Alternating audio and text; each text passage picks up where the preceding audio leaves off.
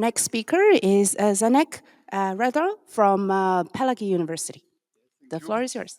Thank you, Yvonne. First of all, I would like to thank gratitude to organizers for organizing this great event, and also thanks to all of you for coming to my talk.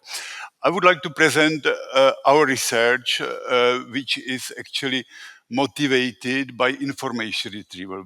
With, let's say, typical problem, you have a measurement, you have a theory which describes what you have measured, but then at the end, you would like to get some useful piece of information. So this is our task. I mean, the task of our, say, theoretical group. I did together with my colleagues, Jada Žáček, Láďa Mišta, and this is, by the way, a byproduct of a bigger collaboration. Project Stormy Tune was supported by European program, and we collaborated here with Paderborn group of Christine Silberhorn. Patrick Folge is somewhere around, so he's experimentalist. I will mainly concentrate on the theoretical issue. But experiment is a part of this, a little part, so we may ask him later on these. So what I will talk about is actually a relationship between quantum mechanics and, let's say, classical detection, classical physics. As all we know, the good anchor for these are the conservation laws, which are expressed in the terminology of quantum mechanics as the complementarity relation. Here, actually, this concept comes from the Niels Bohr, but here I use the rephrasing of another living classics, namely Berge Englert. He simply tells you that if you have a degree of freedom, there are two variables. If you know all those two variables, which are complementary in the sense that if you measure one, you will get completely random the other one. You are somehow controlling efficiently the same system. And we know this, yes, because it's imprinted in quantum mechanics. Time and energy is famous example, and tends to the Schrödinger equation, of course. Position and momentum is something what we are doing on everyday basis for 100 years because it is canonical pair. But then there is a third conservational, namely angular momentum and angular variable.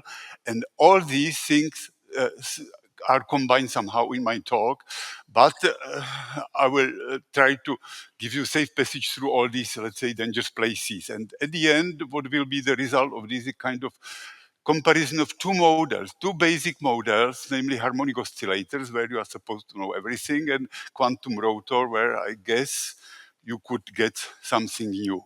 And first, I must say that this is a little bit problematic, all these, and actually Paul Dirac should be blamed for that.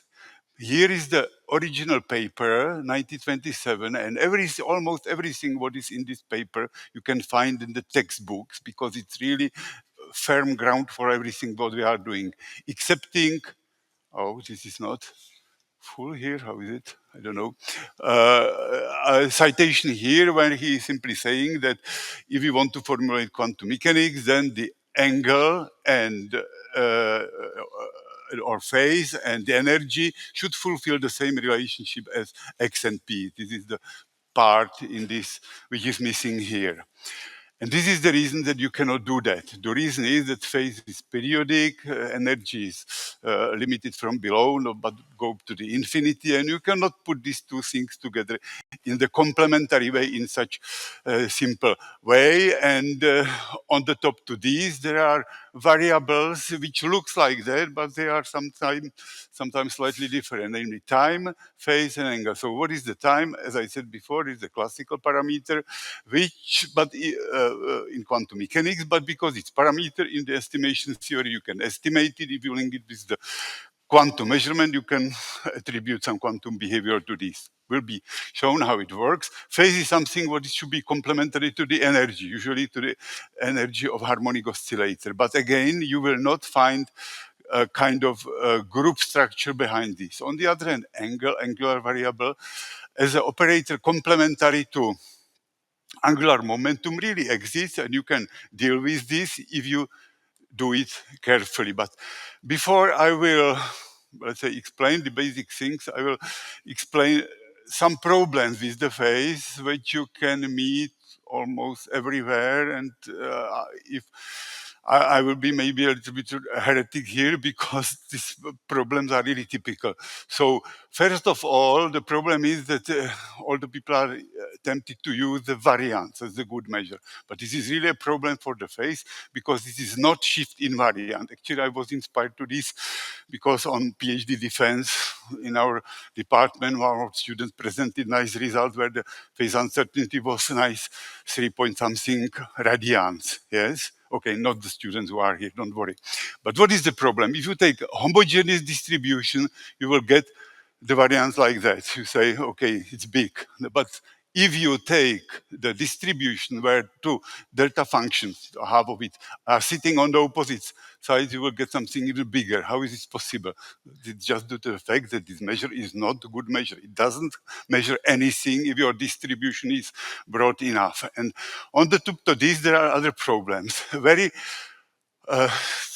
often it's use something like the uncertainty for phase and number in this form. Yes, okay, sometimes it's valid, but not strictly in mathematical sense, because it could be very easily zero on the right side. And on the top to these, there is a concept of Heisenberg resolution, which is somehow, let's say, vaguely defined and related to this. If you're saying, okay, the variance of the number is in positioning something what is scale, you know how, put it on the other side, you will get something like classical resolution. But actually, this is not true because phase is usually not measured, but it's estimated.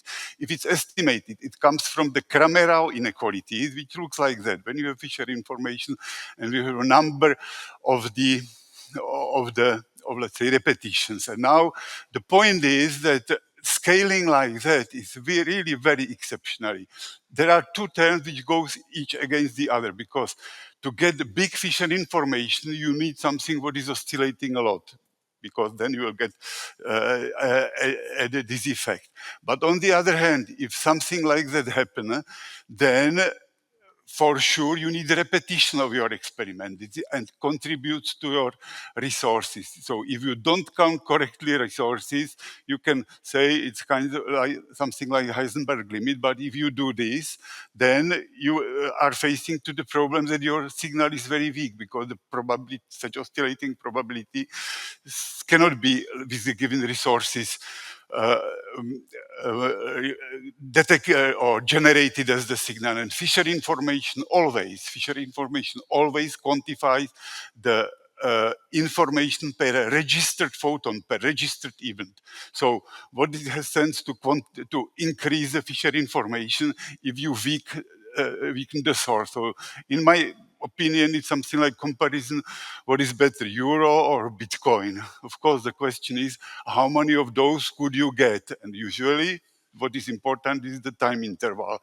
And this is what matters, and people should ask the things like that. And of course, the fusion of all these ideas, if you take something like Heisenberg resolution and try to put it to the limit where your distribution is flat, it simply doesn't have any good sense in quantum mechanics. But okay, we will touch these things in my talk. So what I've said, the time could be a resource, because everything what do we have is time limited. So if you believe in the uncertainty like that, then you will surely need eternity if you want to, for example, do phase the frequency resolved measurement, because in that case you will need all the time domains. That's why this uncertainty is of course valid, but you cannot saturate it, and it's important. So my question would be, and this is the central piece of my talk, what happens if you have your pulse and you are limited to your time window? This is your choice what it would be, but it is time limited problem. And then answer, let's say, from undergraduate mathematics is simply, in that case, it's recommendable to use expansion in the form of Fourier series with discrete index and form like that. And of course, some things which appears that you will get periodic continuation. But you don't care, because your physics is here and everything what is outside this, it's your choice what helps you is better. And now this is this physical issue. If you do this, you clearly see that in certain sense you can map it to the circular structure, and you have the problem of the rotor. So it's intuitive, let's say, introduction to the method which we are suggesting, and now you can easily translate it to the language of quantum mechanics, because you can have operators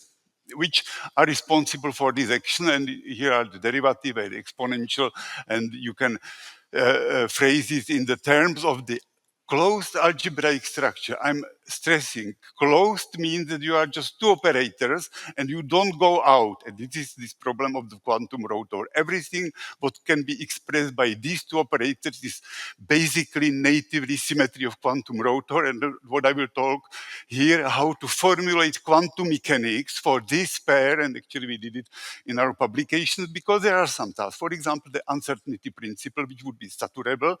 And actually you can be guided by the things which you know from quantum mechanics of harmonic oscillator.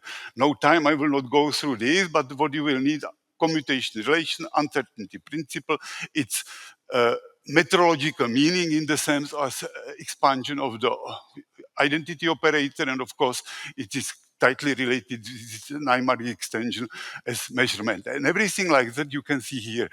Okay, the motivation was maybe not too mathematical, just say, think about Fourier series. If you want to do it more mathematically, you can really do, and surprisingly, it is somehow hidden in the literature. Up to now, there is not compact, let's say, compact treatment of this problem. So, but you can find traces of this formulation.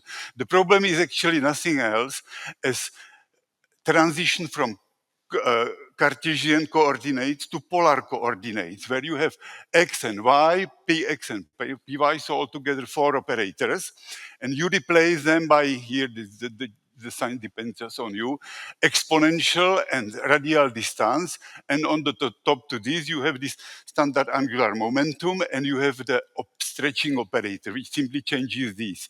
So can be done, but don't think that it's so easy. Yes, there are several subtle points, and one of them is this: if you formulate the uncertainty principle, it looks like X and P again. But here, very subtle points appear that you can very easily start to work with operator which is not self-adjoint.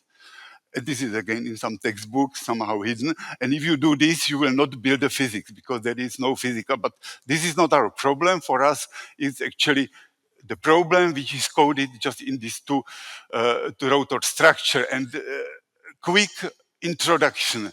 There are several ways how to quantify the measure. Here I will explain the simplest one, actually based on the intuition of any physicist, namely commutation relation.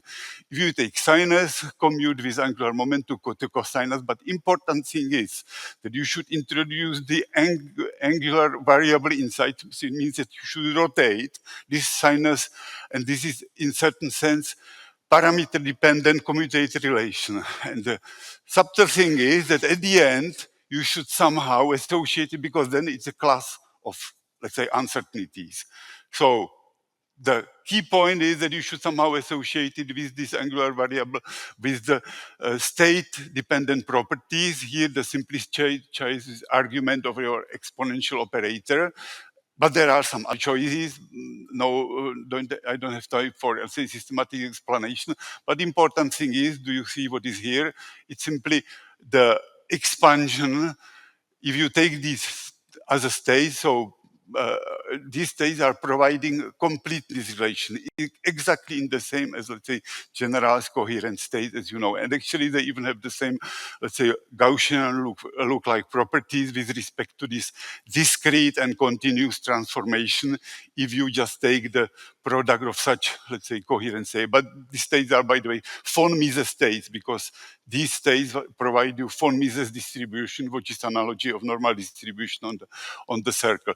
But this is another important issue. Once you have a, let's say, completeness relations, due to the Naimark extension, you may think, okay, there is some commuting structure, just like EPR pair, of course. With a little effort, you can show that if you define signal and ancillary spaces, you take angular momentum, this operator which is responsible for discrete index, and then you will take something what is the phase difference, exponential operator, they commute. And what you can formulate immediately is everything what you want, because once you have commuting numbers, you can always choose the ancillary state, and then you can do some measurement on the signal state.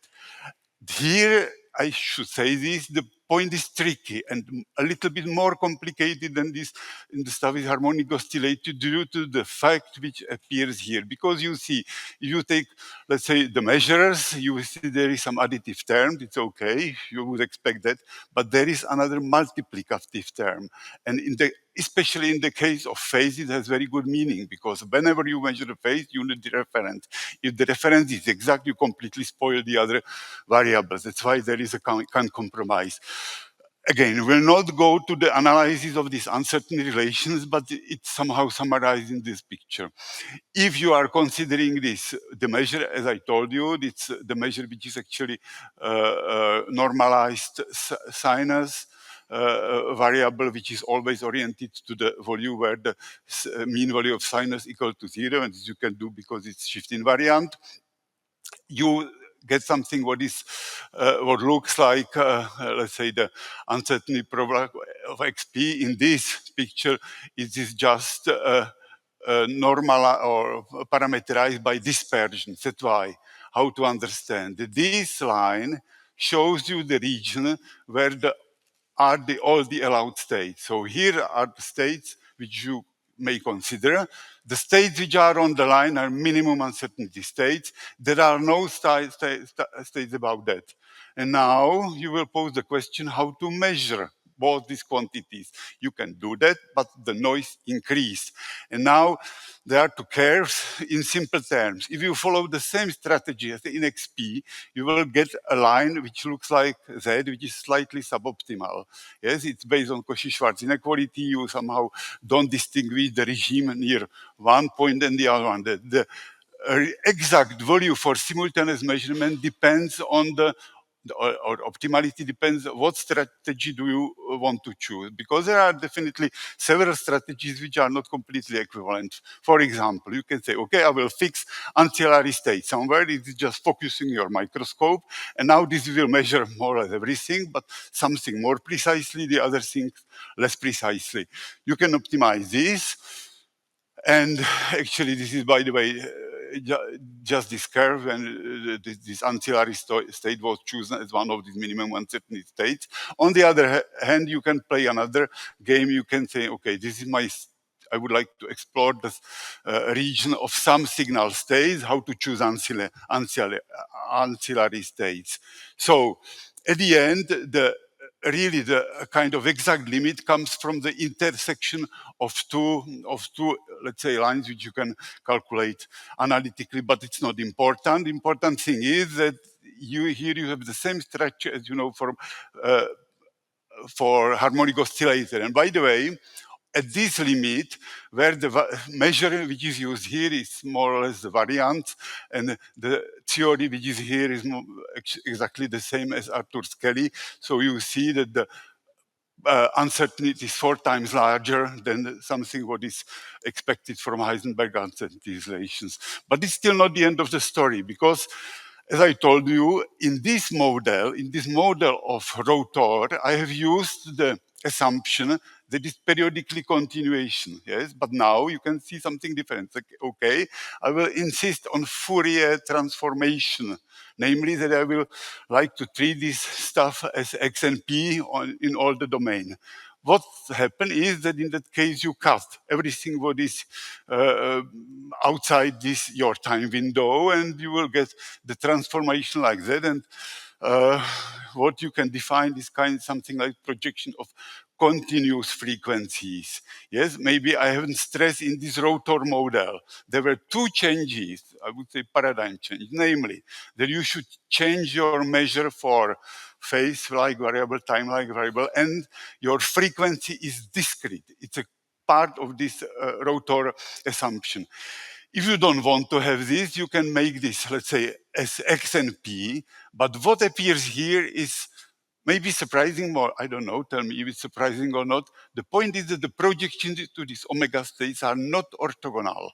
Yes, but what does it mean if they are not orthogonal? That it's a part of POVM again. Again, it really spends the identity operator, and it may serve for the estimation. And if you are measuring omega, you may estimate the shift in omega generated by t. So you can formulate the Cramerau inequality. And okay, I will stress here, if you would think that this omega is good parameter and considers the measurement, what appears here immediately is that the fluctuation, the variance of omega is of course infinite, because sin squared, as well known, has infinite width. By the way, this is the same problem, explicitly the same problem as another one, by the way, we have addressed many years ago, actually the problem of diffraction on the slit.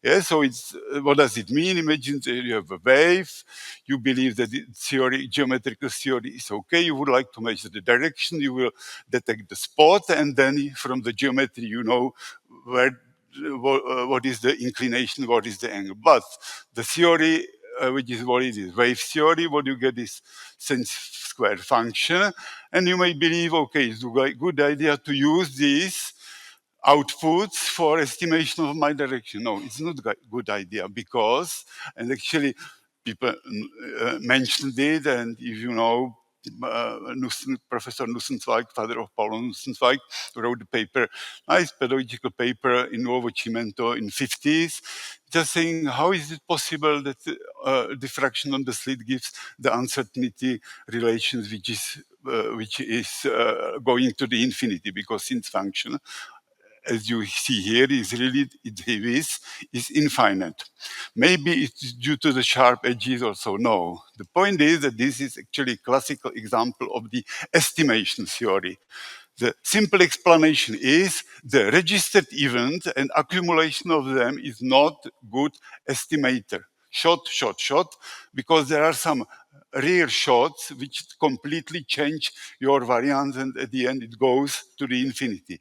But if you use it for estimation, and if you accumulate enough data, form the center of mass, and then you are looking for the fluctuation of the center of mass, is exactly what this Fisher information is doing, and it saturates this Cramerau inequality. And as I said, exactly the same thing happens here, and actually you can play a little bit algebra, which is sometimes used in this super resolving technique. So if you really formulate the standard form of Fisher information and isolate this cross term, this is actually nothing else what the people call quantum Fisher information, but this is actually nothing else as a variance of time, yes? But now, here you have in the table the summary of all the uncertainties which we are dealing with. You may start with the standard uncertainty relations. You know that you cannot saturate it under your given resources, because you don't want to wait for the eternity. That's why you can estimate. The right estimation is something like that. So the error of your estimator is limited. It happened that this condition appears as the variance, but the variance of time is not here something what can be extended for the simultaneous measurement. On the other hand, if you go follow the way of quantum rotor, you will formulate the uncertainty relations like that. They are saturable, could be extended to simultaneous measurement, and you can work with systems which behave like quantum rotor. And I don't know how much time do I have? 1 minute. Okay, actually, it's perfectly okay for me, because I didn't want to talk about the experiment. Everything what I said could be translated to the language of the pulse shaping. Why? Because pulse has many parameters. One of them is the time of arrival. When you have a profile, if you express in the frequency domain, you have, let's say, carrier frequency, and you may play with this parameter. By the way, this problem is announced as the open problem in Hellstrom book, saying there is no efficient estimators now. So in our opinion, we have it. What is really a very sophisticated experiment from Paderborn, because what ingredients do you need? You simply need to define the pulse on demand, because we, as a theoretician, we have suggested take such a shape of the pulse, and then make projections one by one by, let's say, selecting or cutting pieces from the pulse. So, and they did it, and it is the schematic scheme. This is the pulse, and you are projecting into the different, let's say, shifted discrete frequencies and different, it's here, and different time domains. Actually, you always calculate the overlap, so it's a kind of Q function. You apply all this machinery and compare it with the fundamental, let's say, fundamental uncertainties which come from the theory, and you can see how far are you. But this was just example. Actually, the reason why we are doing this is we simply believe that there are many other problems where the quantum rotor appears. The most important one is actually the superconducting circuits with Josephson junction, where this symmetry, this rotor symmetry, is native symmetry, not approximately. Yes, no, native symmetry simply means that even the wave function is continuous at the end. Yes, and here is the table of the comparison showing you that everything what you know for harmonic oscillator is actually true for quantum rotor. The only question is how to do this measurement. Homodyne, heterodyne detection directly on your system, and actually this is all. And okay, thank you very much. Hey, thank you very much. All right. We have time for maybe one or two quick questions. Anything from the audience? Still processing the information. Okay, so I have a question to get us started. So in the very end, you talked about applications to superconducting devices in terms of pulse shaping, right? So if one were to use this, how do we practically work backwards to find the correct pulses or the most appropriate optimal pulses given a certain task? Thank you for this question. Actually, in my opinion, for different implementations, we would like to try to solve different problems, yes? Especially in your domain, in this superconducting qubits. We would probably not suggest, say, formulate a signal. For us would be more than enough to do a diagnostics, but diagnostics of this electronic device. So it means that suggest POVM, which actually comes from that. And say, if you deliver this list of the, let's say, detectable variables, we can estimate the state inside the circuit, yes? Because the important property is whatever complicated scheme you have, if you have a circuit, if it's expressed by let's say, these rotor variables, it always looks like the more complicated, but again, rotor variable. And to our surprise, nobody is doing this, because seems to us that the people are satisfied with the harmonic oscillator or two-level system, but this is not harmonic rotor. This is not, or this system is not rotor systems. Yeah, so it means pulse shaping here is just showing that we are able to measure, the guy were able to measure, and we are able to derive this information with pretty high precision, so that it's somehow benchmarked by the uncertainty principles. But as I said, it's just, for us, it's just one example, because you don't have question, I have a question. The problem is we can do this, the same thing for the angular momentum operator, which don't commute, in the sense of von Neumann, yes? And actually, this problem for generic operator, you can't do that. If you take A and B don't commute, you say, I will measure both of them.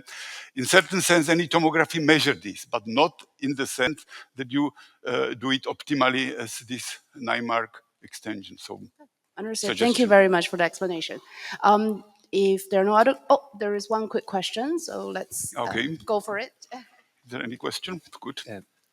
Thank you for the very nice talk. Maybe I need to digest some of this information, but just to understand, to check if I understand correctly. When you have shown the simultaneous, let's say, measurement of angle and angular momentum, you had this transition of the optimal measurement at some point, right? I'm saying that simultaneous measurement of those two variables is possible.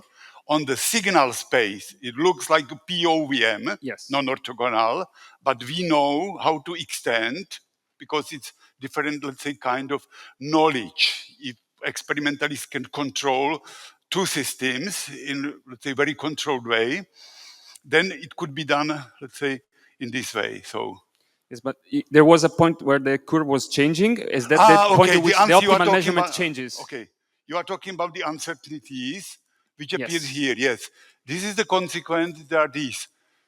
These are the form of Arthur-Skelly uncertainties for the system, and we are saying that there are two branches. One branch is more on the side.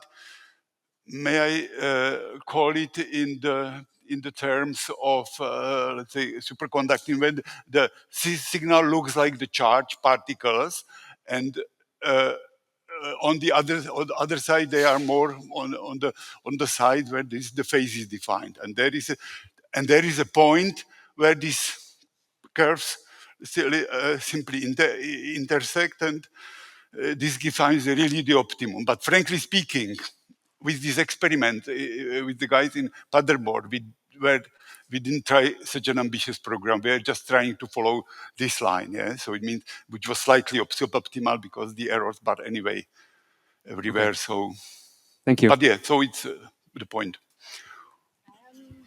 Okay, is that a short question? Yeah. Okay, go for it. Thank you very much, Zdeněk, for a very nice talk.